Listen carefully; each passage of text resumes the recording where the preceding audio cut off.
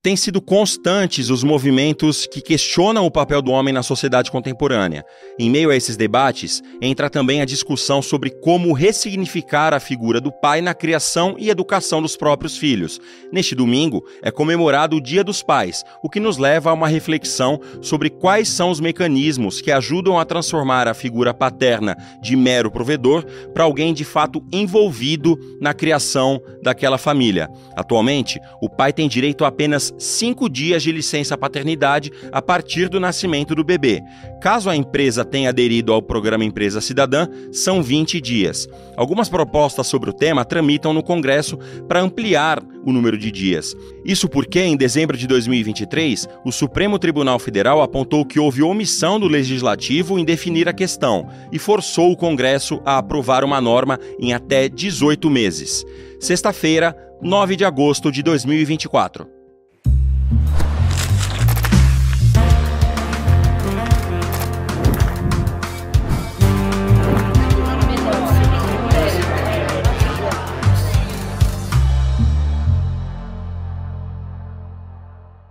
Olá, seja muito bem-vinda e muito bem-vindo ao seu videocast Em Detalhes, sempre trazendo um assunto importante, um debate do momento relevante na nossa sociedade. Nessa antivéspera de Dia dos Pais, o assunto é paternidade. A gente vê cada vez mais pais envolvidos de fato no cuidado das crianças, não apenas eventualmente ajudando a mãe, mas de fato participando mesmo da educação, da criação dos filhos e filhas, mas infelizmente ainda existem muitas exceções, ou talvez até mais do que isso, a regra ainda não seja essa, né? E para falar sobre paternidade, sobre licença paternidade, uma proposta que corre no Congresso Nacional, o nosso convidado de hoje é Leandro Ziotto, que é fundador da For Daddy e da Coalizão pela Licença Paternidade. Tudo bem, Leandro? Bem-vindo e obrigado pela participação.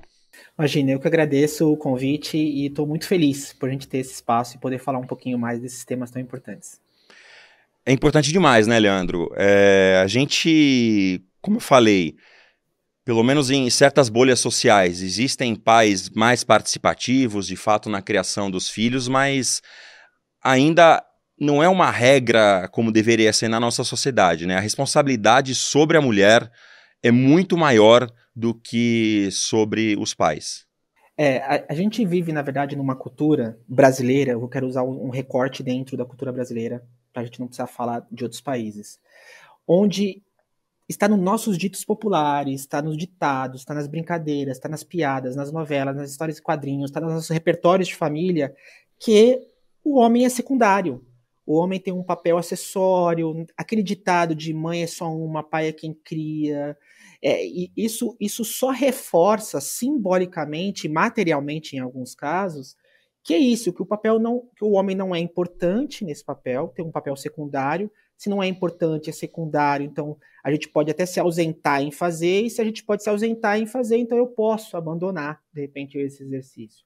Só que esse abandono e essa ausência, além de não fazer bem para o próprio homem, não faz bem para a criança, que inclusive ela tem que ter o direito de ter os seus cuidadores principais exercendo essa parentalidade de forma digna, e ela sobrecarrega fisicamente, mentalmente e emocionalmente as mulheres. E aí nesse desequilíbrio de balança ninguém ganha. Perde a mulher, perde as crianças, perde a sociedade, perde inclusive o homem, que perde a chance de gerar vínculos afetivos e até de gerar habilidades socioemocionais que são tão importantes para nós homens, né? Às vezes, numa cultura machista, numa criação machista, o exercício da paternidade talvez é o que nos dá a chance de a gente refletir e performar talvez uma masculinidade mais saudável, menos violenta, mais equitativa e assim por diante. E sem medo de demonstrar afetividade, né? Porque, inclusive nas nossas relações sociais, é muito difícil um homem se abrir com o outro, um homem expor a fragilidade, né? Só que a gente é frágil, a gente é ser humano e todo ser humano tem fragilidades. E na paternidade, o correto é exercitar essa fragilidade o tempo todo, né? A gente veio de uma cultura, primeiro, desse homem que não pode errar, né? E desse pai herói. Eu entendo o romantismo, mas eu não gosto e eu tendo a desromantizar um pouco.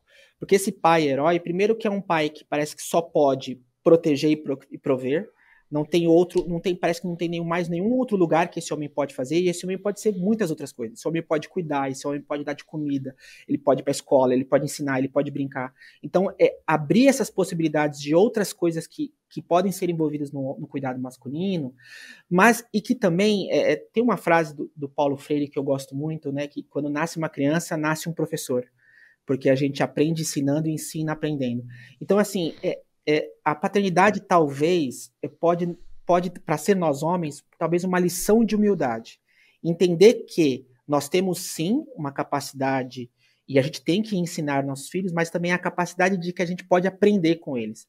Aprender a se vulnerabilizar, inclusive aprender a se vulnerabilizar e você ensinar a criança que está tudo bem cometer um erro, que você tem que aprender com ele e para não cometê-lo novamente, inclusive é uma maturidade emocional, né? Para a gente não ficar criando meninos que ficam eternamente presos numa quinta série e aí que não assumam responsabilidades, que são negligentes com a sua própria saúde, com a saúde dos outros. Então, inclusive para essa maturação de nós homens, exercemos uma performance, uma masculinidade mais saudável e a gente conseguir reconfigurar as nossas relações, sejam elas sociais, familiares ou profissionais, elas têm passado necessariamente pela paternidade. Né? Não que todo homem, para ser maduro, precisa passar pela paternidade. Eu acho que ninguém precisa ser pai ou mãe. Mas é que o exercício da paternidade tem sido um gatilho importante de desenvolvimento e de maturação dos homens. E você falou uma coisa que é muito importante. Ninguém precisa ser pai ou mãe. Não existe fórmula para ninguém ser nada na vida, né? A pessoa tem que ser o que ela puder e o que ela quiser. Porém, se você encontra uma mulher que fala, não, eu não quero ter filhos, essa mulher é muito mais julgada do que um homem que eventualmente diga a mesma coisa, né? Uma coisa que eu sempre falo, assim, a gente não tem que ter também essa ditadura que todo mundo precisa ser pai, todo mundo precisa ser mãe. Mas uma coisa que eu falo, se você não quer ser pai e não quer ser mãe, pelo menos seja rede de apoio. Seja a rede de apoio do seu irmão, da sua irmã, do seu colega de trabalho. Se a gente supervalorizou, a gente vem repetindo diariamente uma frase de um ditado africano que eu gosto muito, que fala que precisa de toda uma aldeia para se criar uma criança, mas a gente só está, na verdade, exigindo que quem cuide dessa criança é só o pai e a mãe. Se essa criança é dessa aldeia, então a gente precisa que toda a sociedade seja essa aldeia. Tem uma frase de um professor meu que eu gosto muito, que sociedade parental não vai ser a sociedade que todo mundo precisa ser pai, todo mundo precisa ser mãe. Mas é uma sociedade que saberá cuidar dos seus próprios filhos, dos filhos dos outros e dos filhos de ninguém. Então isso quer dizer, é uma sociedade que saberá cuidar e proporcionar justiça social para todo mundo. Né? Porque, inclusive, proporcionar justiça social é proporcionar cuidado. Então acho que é sobre isso quando a gente fala que você não precisa ser pai, não precisa ser mãe, mas você pode ser rede de apoio. E sobre essa cobrança, é óbvio, numa sociedade machista como a nossa, as mulheres parece que são obrigadas a ser mães, e inclusive a gente põe essa pecha biológica, né, que parece que só porque a mulher pode engravidar, uma mulher cis, porque inclusive um homem trans pode engravidar, mas assim, parece que essa mulher cis, por poder engravidar, ela é biologicamente preparada só para ser mãe. Não, ela deve e precisa ser muitas outras coisas, inclusive ser mãe ou inclusive não ser mãe. Né? E o homem precisa entender que ele precisa, independente se ele é pai ou não, saber cuidar de si, dos outros, do local onde ele vive, do local onde ele trabalha, para a gente conseguir dar um equilíbrio maior, inclusive na própria cobrança. Né? A cobrança de cuidar é de quem se dispôs a cuidar. Eu gosto muito de um conceito de família da Unicef, que fala que família para a Unicef é um grupo de adultos dispostos a criar uma criança. Eu sei que não é uma frase muito bonita para se estampar numa camiseta, mas é uma frase que engloba que, independente da relação sanguínea que você tem, se você está disposto a cuidar e criar uma criança, então isso é família. Né? Então, independente se é mãe, se é mulher, se é homem, se é pai e tal, essas coisas. Eu acho que isso diminui a sobrecarga cultural que coloca as mulheres como protagonistas nesse cuidado e elas não são, né? E aí divide um pouco essa carga e tem que ser dividida conosco, com nós homens. E você falou, né? Toda a sociedade cuidar de uma criança, na verdade, isso é cuidar de si mesma, né? Porque você dando suporte para uma criança crescer mais saudável, com saúde física, mental, você vai, a longo prazo, construir uma sociedade melhor, né? E sobre economia do cuidado, a gente antes do ar estava conversando e você falou que deu um dado sobre a divisão de tarefas entre homens e mulheres e o quanto as mulheres ficam sobrecarregadas, né? Eu queria que você, por favor, falasse sobre esses dados e por que a sociedade ainda enfrenta esse desafio e não consegue superá-lo. Tá. Primeiro, eu acho que eu vou me permitir, acho que explicar para as pessoas o conceito de economia do cuidado. Eu acho que isso é Por importante e é favor. muito simples, assim. Para a gente ser uma sociedade forte, né, uma sociedade sadia, a gente precisa de uma economia forte. Só existe uma economia forte se a gente tem adultos economicamente produtivos. Mas só existe adultos economicamente produtivos se existe adultos saudáveis, e só existe adultos saudáveis se existe cuidado. Só que o problema é que esse cuidado aqui, ele é invisibilizado, ele é desvalorizado e ele é majoritariamente exercido por mulheres. Então, assim, existe toda uma economia do cuidado que a gente fala que ela subsidia a economia tradicional. Não existiria indústria, não existiria agronegócio, não existiria comércio se não houvesse por trás pessoas que cuidam. Só que a gente invisibiliza essas pessoas e ainda sobrecarrega como o único exercício do cuidado é das mulheres. E aí essa conta não fecha para ninguém, não fecha para as mulheres, não fecha para nós homens, não fecha para a economia. Então, se a gente precisa de uma economia do cuidado, e aí eu gosto de uma frase da Vera Conelli que eu gosto muito, né? Que sim, numa família onde todo mundo faz o papel do cuidado, não precisa ficar ninguém sobrecarregado. Então a gente não precisaria sobrecarregar as mulheres se nós homens também exercêssemos esse papel do cuidado. Não o cuidado só da criança, mas o cuidado de si, né? E aí tem um dado importante que eu gosto muito de uma pesquisa do Promundo que mostra que homens que exercem uma paternidade participativa e cuidadora normalmente são homens que aumentam a sua responsabilização do seu autocuidado. Né? Por isso que o programa Pai Presente é um programa do Ministério da Saúde, porque mostrou que a gente precisa instrumentalizar os homens de atividades de cuidado para cuidar de si, inclusive. Mas como que um homem não vai ter condições de cuidar de outra pessoa se ele não sabe cuidar de si? Né? Então, instrumentalizar o homem do exercício do cuidado é muito importante. E a gente vive uma enorme crise de cuidado, né, André? Assim, a gente vive uma crise política, uma crise social, mas uma crise de cuidados.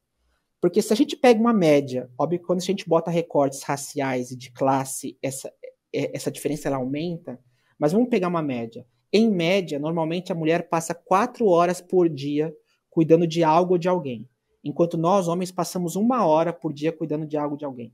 Esse delay de 3 horas aqui é um delay que impacta muito a mulher.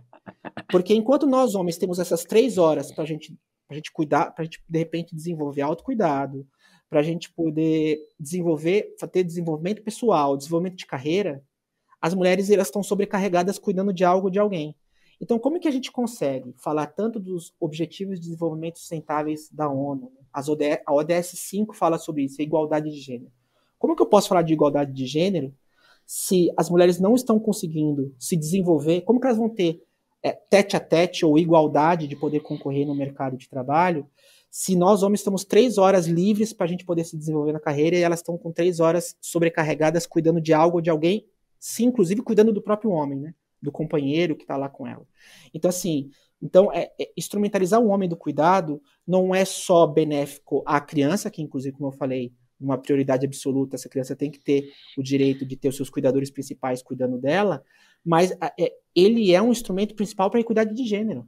Seja para a equidade de gênero no mercado de trabalho, né, onde as mulheres só alcançarão cargos de liderança, cargos de conselho, se elas conseguirem se desenvolver, e elas só conseguirão se desenvolver se elas tiverem tempo para se desenvolver. Só que elas só vão ter tempo para se desenvolver se alguém tiver dividindo esse trabalho doméstico e de cuidado que é tão fundamental para a nossa existência.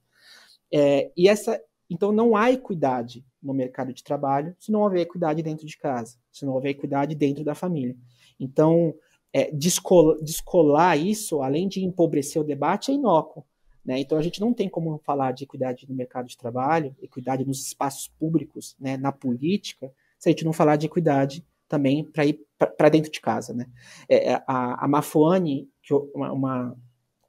a ex-presidente do Instituto Avon, acho que atualmente ela trabalha na Meta, ela tem uma frase que eu gosto muito, que ela fala que a revolução das mulheres foi para fora, né? Conquistar espaços públicos.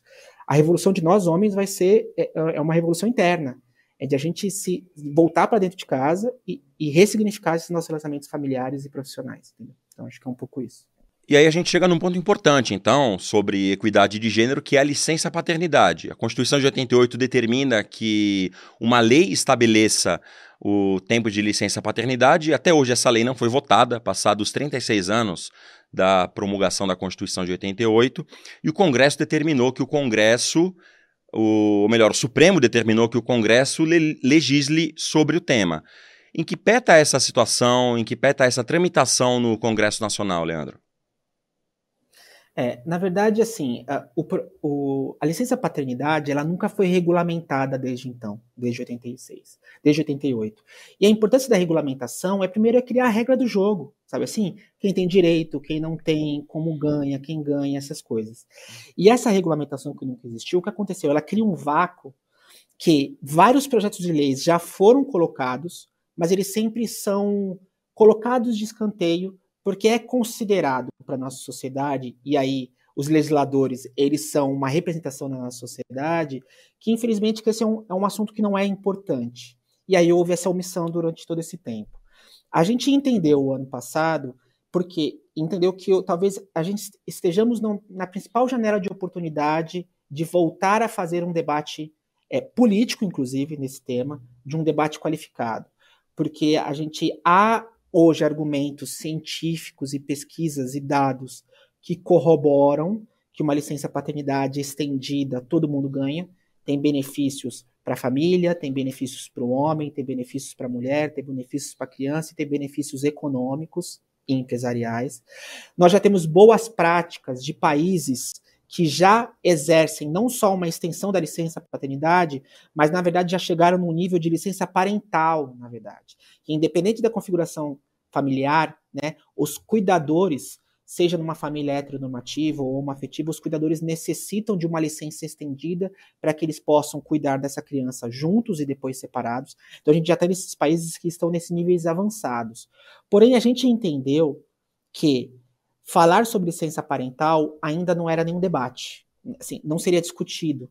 Então a gente entende voltar um passo atrás e falar, então tá bom. Então a gente precisa primeiro regulamentar a licença. Uma licença paternidade que seja obrigatória, então isso quer dizer que todos os homens sejam obrigados a tirar essa licença, que ela seja remunerada para poder dar dignidade para essa família e que ela seja estendida, porque 5 dias é muito pouco. E são 5 dias corridos ainda, né? Então, se você é pai na quinta, na segunda-feira você já está batendo o cartão na empresa. Ou se o filho nasce às 23 e se o filho nasce às 23h50, aquele dia já conta também, né? Tem isso também. Já são conta. 5 dias corridos. É uma excrescência, inclusive, essa lei. E olha que interessante, eu tive a oportunidade de entrevistar alguns constituintes. Esses 5 dias, na verdade, era para ser um. Porque entendeu-se na cabeça, contextualizada em 88, que o papel do homem, aquele um dia, é só para ele registrar a criança. Depois, o papel principal de um homem, depois que se torna pai, é prover, né? Mas aí, assim, nós passamos 36 anos depois, muitos artigos científicos já foram, muitas boas práticas já foram trabalhadas em outros países, e a gente percebe que, na verdade, a presença do homem nos primeiros dias de vida da criança é fundamental para o desenvolvimento da criança. O homem tem um papel fundamental no fortalecimento do aleitamento materno, né?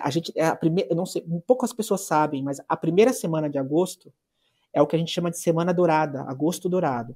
Ele é um movimento mundial pela valorização e pelo fomento do aleitamento materno. Só que as pessoas têm uma visão equivocada que o homem não tem lugar na fala do aleitamento. E, na verdade, o homem tem um papel fundamental. Estudos mostram que o companheiro tem um papel fundamental para poder apoiar no aleitamento digno e confortável da mãe, né? Então, assim, o homem, como principal cuidador junto com a mãe da criança, ele tem um papel fundamental de fortalecimento de aleitamento, ele tem um papel importante no cuidado que essa mulher também precisa receber, principalmente nessa fase do puerpério. Então, assim, hoje já tem estudos, argumentos, uma vontade, um interesse público, né, entendendo que vamos pressionar agora os legisladores e mostrar aquele pensamento equivocado e antigo não faz mais sentido hoje. Para a gente, mais uma vez, construir uma sociedade que seja inclusiva socialmente, que seja justa, a gente precisa que todo mundo exerça esse papel de cuidado. E para a gente incluir esses homens nessa tal economia do cuidado que eu acabei de falar, um dos instrumentos de inclusão desse homem, ela é a licença paternidade estendida. E, evidentemente, esses estudos falam da participação do homem na criação da criança,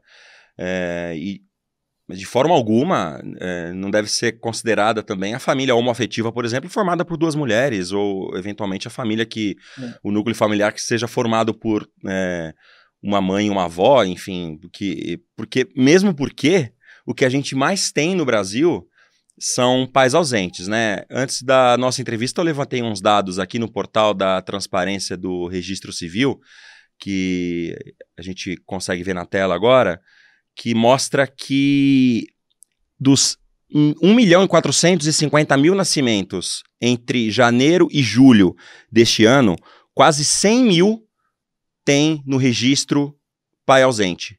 É muita coisa ainda, né? São quase 7%.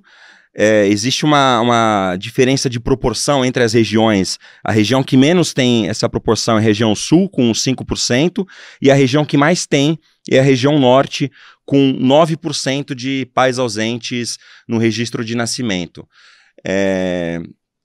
Então, embora esse seja, Leandro, um programa especial de Dia dos Pais, a gente, claro, tem a comemorar, mas tem muito a lamentar ainda, né? Que no Brasil, enquanto o legislativo tenta criminalizar cada vez mais a mulher que pratica aborto, mesmo que ela tenha sido vítima de violência sexual, o, entre aspas, aborto paterno, já de filho nascido, é muito mais aceito socialmente, né?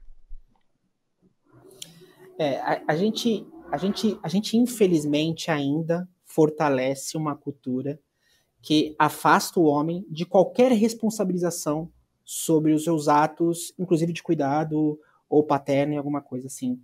Então, só que assim, a irresponsabilização de um ente é a sobrecarga da responsabilização de um outro ente, né? Porque o que a gente precisa colocar na nossa sociedade, e inclusive quando eu falo da importância da inclusão do homem na economia do cuidado, e você fez um destaque importante, a inclusão do homem na economia do cuidado não quer dizer que famílias homoafetivas de duas mulheres não vão conseguir criar, não é isso.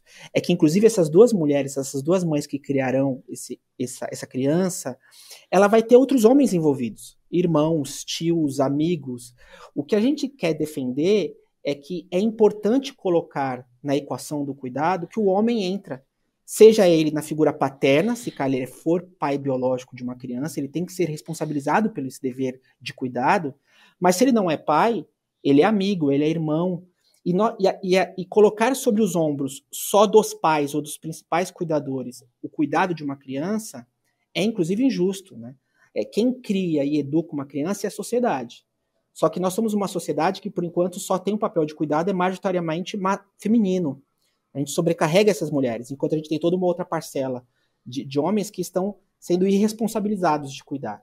E essa irresponsabilização sobrecarrega as mulheres e irresponsabiliza os homens. E é essa cultura de achar que o homem não é importante no cuidado, ou que ele é inábil, é isso que é o pior, né? A irresponsabilização do homem, ela vem sendo justificada biologicamente que a mulher é mais preparada para o cuidar porque essa mulher cis pode engravidar.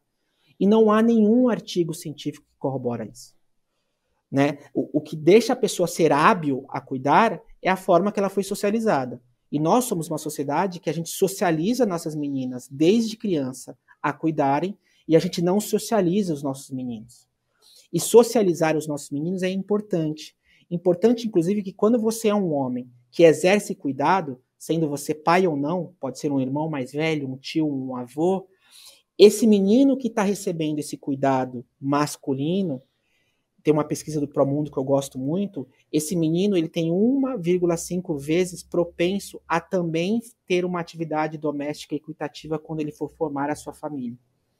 Então, assim, essas referências que a gente tem no cuidado, que elas só foram povoadas por mulheres, elas precisam agora ser povoadas por homens e dizer que homens e mulheres têm igual responsabilidade no cuidado, né? E pra gente, inclusive, uma das formas de a gente acabar com essa pandemia do abandono paterno, né, é inclusive colocar na responsabilização dos homens, seja juridicamente ou seja socialmente cobrando deles, que eles assumam esse papel do cuidado. Ainda mais depois que eles foram realmente pais biológicos, né? E que a importância deles que o papel deles é importante. Porque, para além de um julgamento individual que a gente pode fazer, né? Ah, fulano abandonou a criança. Também há uma cobrança coletiva que a gente deve fazer, né? Será que a gente, como sociedade, também não está passando pano para os homens, né? Será que a gente não deveria também responsabilizar maior? Assim, e André, uma coisa importante, nós como homens, inclusive. Será que a gente está passando pano para aquele seu colega, né, que você julga ser tão equitativo, tão desconstruidão, mas ainda continua passando pano para aquele seu colega que ainda não está assumindo as responsabilidades dele como pai? Então, assim, então nós homens temos um papel social de cobrar outros homens, né, nesse exercício, nessa equidade, sabe? Para a gente não ficar parecendo desconstruidão aqui na hora de fazer uma entrevista sobre o tema, mas ainda continua no íntimo ou nos grupos de WhatsApp passando pano para outros homens que exercem uma masculinidade tóxica ou abusiva, ou violenta, ou irresponsável, sabe? Então, é o que eu sempre falo, numa sociedade onde nós homens fazemos parte do problema, nós homens também fazemos parte da solução, sabe? Inclusive responsabilizando outros homens, influenciando positivamente outros homens e a nova geração de meninos e homens que virão. E um pedido que eu faço encerrando a entrevista para os nossos espectadores é que parem de glorificar o homem que não faz mais do que obrigação, trocando uma fralda, dando banho nos filhos, porque, e aí eu trago até uma experiência minha, acontece muitas vezes de falarem, nossa, que baita pai você é, porque você põe seu filho para dormir, dá banho na sua filha, troca a fralda dos dois, e enquanto a minha esposa não ouve os mesmos elogios fazendo tudo isso e mais um pouco, sabe? Mas enfim, quem quiser conhecer mais sobre o trabalho da COPAI, que é a Coalizão Licença Paternidade, é só seguir no Instagram, tá na tela o @Coalizão Licença Paternidade, sem tio, sem cedilha, e eu conversei aqui no Em Detalhes com o Leandro Ziotto, que é fundador da COPAI e da For Dad. Leandro, que bom que a gente conseguiu conversar. Muito obrigado pela entrevista, pela participação aqui no Em Detalhes e um feliz Dia dos Pais para você. Obrigado. Desejo feliz Dia dos Pais para todo mundo que estiver nos assistindo e obrigado pelo espaço. E antes de terminar o Em Detalhes, eu quero te fazer um convite. Vai para Cuba. É isso que o Eduardo Moreira fez há um certo tempo e dessa viagem resultou o documentário Vai pra Cuba, Eduardo. Edu enfrentou um dos grandes xingamentos, entre aspas, da extrema-direita no Brasil, que é mandar todo mundo para Cuba, e ele foi. E o documentário tem direção da Juliana Baroni, o roteiro é do Maurício Arruda e tem a participação de grandes nomes, como Frei Beto, o atual presidente de Cuba, Miguel Díaz-Canel, e de Aleida Guevara, que é filha de Che Guevara. Você pode garantir o seu ingresso online e gratuito para a estreia do documentário na terça-feira, dia 13 de agosto, no site emdetalhesicl.com.br. Garante já seu ingresso e vão para Cuba junto. O Em Detalhes fica por aqui. Muito obrigado pela companhia. Você tem acesso a esse e a outros episódios na playlist do Em Detalhes do YouTube, do canal do Eduardo Moreira e no canal do Instituto Conhecimento Liberta e também nas principais plataformas de áudio. Se você estiver assistindo ao vivo, fique agora com o ICL Mercado Investimento com a Débora Maganha e o André Campedelli. Feliz Dia dos Pais e até a próxima. Por que você não vai para Cuba? Vai para Cuba! Você certamente já ouviu isso acontecer numa conversa quando você defende ideias igualitárias, quando você defende um mundo mais justo, quando você diz que é possível construir uma sociedade que não seja tão desigual quanto a nossa, quanto a do Brasil. Aí vem alguém e diz, já que você gosta tanto, vá para Cuba. De tanto ouvir isso, a gente foi. A gente não, Eduardo Moreira, o fundador do Instituto Conhecimento Liberta, foi a Cuba ver como é que é a vida lá. Voltou com um documentário fantástico. Tem a participação e depoimentos de muitos cubanos, entre eles da doutora Aleida Guevara, a filha do Che, Frei Beto, que é um ídolo em Cuba, e também de Miguel Díaz-Canel, que é o presidente de Cuba. Esse documentário inédito, exclusivo, você vai poder ver de graça no dia 13 de agosto, vai dar numa terça-feira, às 8 da noite. Depois eu te digo onde vai rolar esse documentário. Mas é de graça. Marque na sua agenda e aguarde aí. Se você perder, só tem uma saída. Vá para Cuba.